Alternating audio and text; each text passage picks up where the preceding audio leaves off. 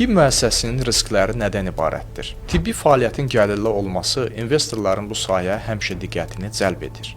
Lakin bu sahədə təcrübə olmadan irəliləmək məyusluğa səbəb ola bilər.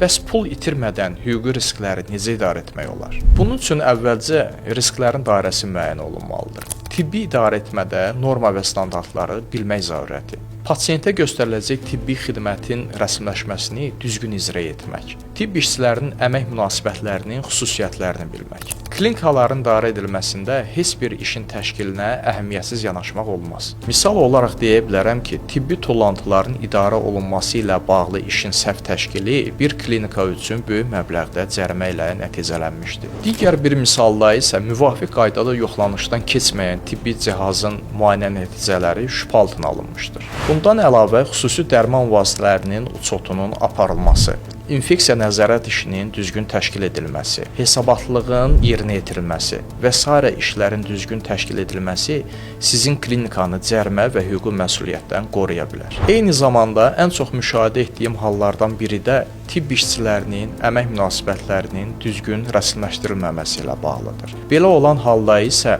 tibb işçisinin haqlı şikayəti əsasında klinika cərimə və kompensasiyanın ödənilməsi ilə üzləşə bilər. Qeyd edilən hüquqi risklərin profilaktikası məqsədi ilə tibb müəssisələrinə peşəkar hüquqi xidmətlərimizi təklif edirik. Problem qapınızı döymədən hüquqi müdafiənizi indidən yaradın.